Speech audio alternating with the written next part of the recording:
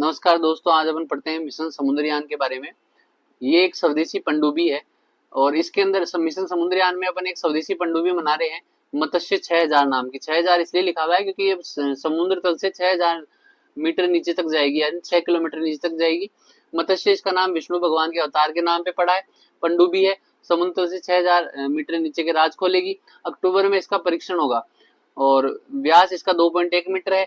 3 लोगों को समुद्र में 12 घंटे तक रखने में सक्षम है। वैसे इसकी जो एंड्योरेंस क्षमता है, मतलब 96 घंटे तक ये इमरजेंसी एंड्योरेंस कर सकती है। अगर कोई फंस गया तो उसे फिर बाद में अपन दूसरे सबमरीन से बचा के ला सकते हैं। वेस्ट टेस्ट होगा इसका। वैसे इसकी क्षमता तो 6000 मीटर तक जाने की है, लेकिन वेस्ट टेस्ट क्या होता है कि इसका टेस्ट होगा चेन्नई के बंदरगाह में। 15 मीटर की गहराई में इसको भेजेंगे और वो सारी परिस्थितियां चेक करेंगे जो 6000 मीटर गहराई में नीचे जाने पर होती है। जैसे ये पानी का दबाव सहन कर पाती है या नहीं कर पाती, इसकी गति क्या होती है, वह ऊपर के लोगों से संचार सही से स्थापित कर पाती है या नहीं कर पाती, इसमें जो लाइफ सपोर्ट सिस्टम है वो एक्टिव है या नहीं है। मिशन समुद्रयान क्या है? मिशन समुद्रयान क्या है कि समुद्र की गहराई में मानव को भेजना और समुद्र के संसाधनों का पता लगाना। जैसे गहराई में, जैसे ये 4100 करोड़ का प्रोजेक्ट है। जैसे गहराई में gas hydrates, polymetallic manganese nodule, hydrothermal sulphide, cobalt, crusts जैसे संसाधनों का पता लगाती है। ये संसाधन लगभग 1000 मीटर से 5500 मीटर तक पाए जाते हैं, जबकि अपनी जो मत्स्य है वो 6000 मीटर तक जाने में सक्षम है। इस प्रकार ये मिशन समुद्रयान की एक स्वदेशी पनडुब्बी सबमरीन है जो पानी के नीचे रहती है और वो अपन ने मत्स्य 6000 नाम से बनाई है। याद रखना, मिशन समुद्रयान व मत्स्य 6000।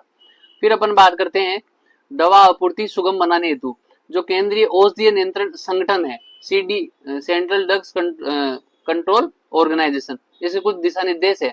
इन्होंने कहा कि जो अमेरिका, ऑस्ट्रेलिया, कनाडा व यूरोपियन संघ से देशों से जो अपन दवाएं, इमरजेंसी दवाएं आयातित करवा रहे हैं, उनके परीक्षण से उनको छूट देंगे।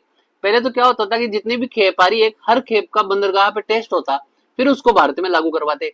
इससे क्या हो रहा है, जो आवश्यक दवाएं हैं जैसे BP की, शुगर की, ये दवाएं हैं, ये इमरजेंसी दवाएं हैं, ये तो लोगों को चाहिए भी, बल्क पैमाने पर चाहिए, तो ये टेस्ट होता, इतने में यहाँ आपूर्ति कम होती थी। तो इन्होंने क्या किया, जिन देशों से अपन मंगवा रहे हैं, जो ऊपर नाम बताए, इनकी अपन ने क्वालिटी टेस्ट की, 5 सालों से इनमें कोई दवाई फेल भी नहीं हो रही है।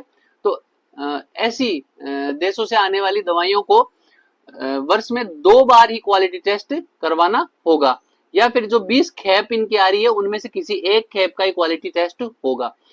ये सारा फैसला पुराने जो अपन दवाएं आयात कर रहे हैं उन्हीं के लिए है।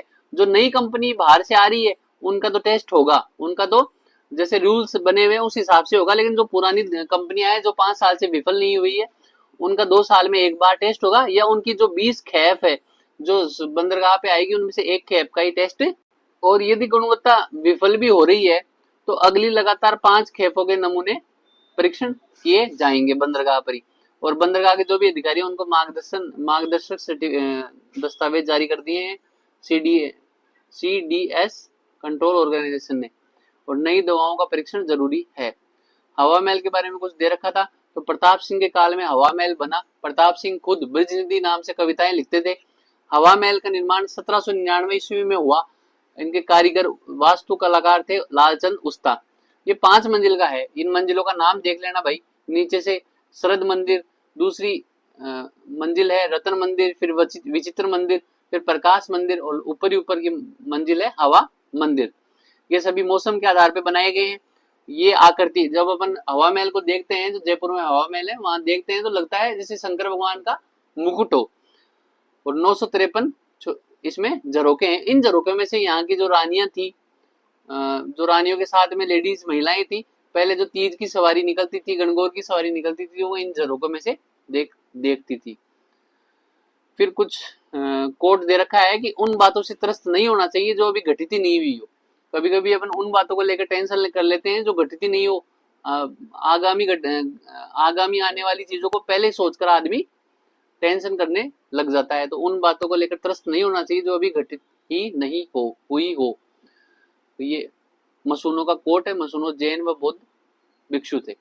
ICC T20 महिला विश्व कप, ये महिला विश्व कप यूएई में होने जा रहा है, संयुक्त अरब अमीरात में 3 अक्टूबर से, और भारत टीम की कप्तान होगी हरमनप्रीत कौर।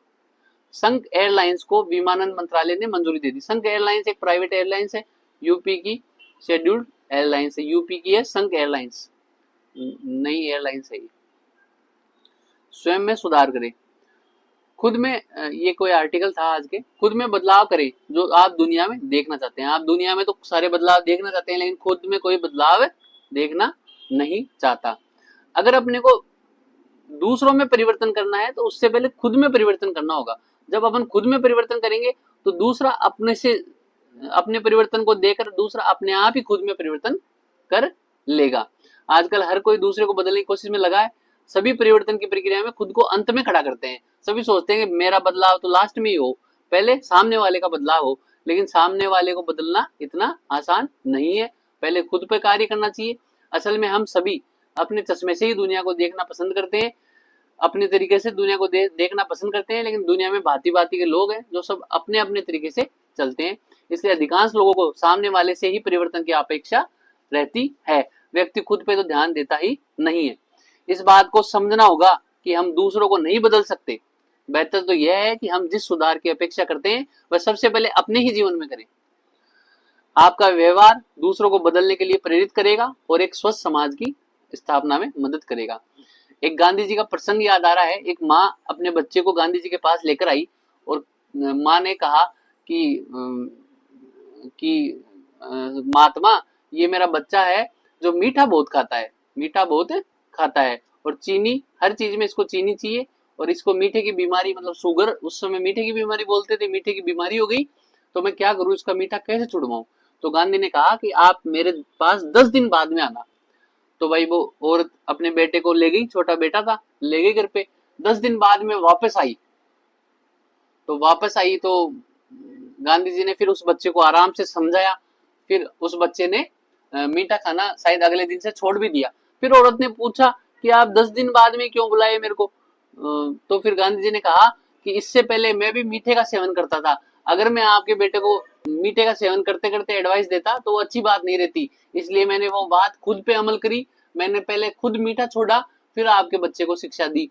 इसलिए हर चीज को खुद पे अमल करना चाहिए, फिर दूसरों को समझाना चाहिए, और आपको देखकर फिर लोग, सामने वाले अपने आप ही प्रेरित होकर समझ जाएंगे।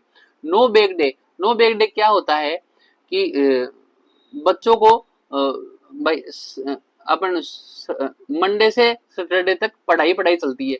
तो इन्होंने एक सीबीएसई ने एक मुहिम चलाई है कि भाई एक दिन बिना बैग के बच्चे आए और जो सह शैक्षणिक गतिविधियां हैं, खेल कूद, व्यायाम, हास्य गतिविधियां, नाटक गतिविधियां, निबंध प्रतियोगिताएं, ये सब करवानी चाहिए। तो इसमें कोई आर्टिकल था कि सीबीएसई ने जुड़े स्कूलों में अब वर्ष में 10 दिन नो बैग डे का कार्यक्रम चलाया जाएगा। इसमें क्या होगा, इसमें स्कूली शिक्षा के अलावा सह शैक्षणिक गतिविधियां से बच्चे जुड़ेंगे, तो बच्चों पर बस्ते का बोझ कम हो जाएगा। सीबीएसई के जारी निर्देशों के अनुसार, उनके मुताबिक नो बैग डे के दौरान बच्चे कक्षाओं में बैठकर पढ़ाई करने की बजाय क्या करेंगे, ऐतिहासिक व पर्यटन स्थलों का भ्रमण करेंगे, सांस्कृतिक केंद्रों व कलाओं का भ्रमण करेंगे। इस भ्रमण की विस्तृत रिपोर्ट भी संबंधित अध्यापकों को रिपोर्ट तैयार करनी पड़ेगी। और फिर इसके बाद में है कि भाई ये सीबीएसई तो तैयार कर देगी, ये गवर्नमेंट स्कूल में तो हो जाएगा, लेकिन क्या इसे निजी स्कूल कर पाएंगे? तो ये थोड़ा मुश्किलात वाला मामला है कि भाई गवर्नमेंट में तो ये नियम लागू हो जाएगा नो बैग डे, तो निजी स्कूल वाले क्या, जो बच्चे पर बस्ते का बोझ रखते हैं, वो शायद ही इसे अपना पाए। इसके लिए गवर्नमेंट को सख्त कदम उठाने चाहिए। राजस्थान ने भी, माध्यमिक शिक्षा बोर्ड जो था, उसने भी संबंधित स्कूलों में पहले हर शनिवार को नो बैग डे रखा था, लेकिन अब नए सत्र से दूसरे और चौथे शनिवार को इसके लिए नो बैग डे निर्धारित किया गया है। जो मंशा अपन ने देखी थी वो सफल होती हुई नजर राजस्थान में नहीं आ रही थी। अब जब नो बैग डे होगा, बच्चा खेल कूद करेगा, एक दिन पढ़ाई नहीं करेगा, तो उसकी स्कूल जाने में रुचि रहेगी और स्कूल के प्रति उसकी घृणा नहीं होगी और वो स्कूल आसानी से जाएगा और बाकी 5 दिन अच्छे से पढ़ेगा। उसके मन में जो भी मानसिक प्रॉब्लम है, अवसाद है पढ़ाई को लेकर, वो भी एक दिन से उस नो बैग डे से मुक्त हो जाएगा। और किसी ने विचार दिया है कि नो बैग डे उस दिन रखा जाना चाहिए जिस दिन किसी महापुरुष की जयंती या पुण्यतिथि हो। इससे क्या होगा, उस महापुरुष के बारे में भी पढ़ाई होगी और खेल खेल में वो सब कुछ जानने लगेगा और पढ़ाई भी हो जाएगी। बच्चों को संगठित और अनुशासित करने रहने की आदत विकसित होगी, बल्कि पर्यावरण के प्रति बच्चे जागरूक होंगे। जब उनको बाहर पर्यटन के लिए ले जाएंगे नो वेग डे वाले दिन, तो पर्यावरण के प्रति भी जागरूक रहेंगे और शिक्षकों, बच्चों व अभिभावकों में बढ़िया संवाद बढ़ेगा। धन्यवाद।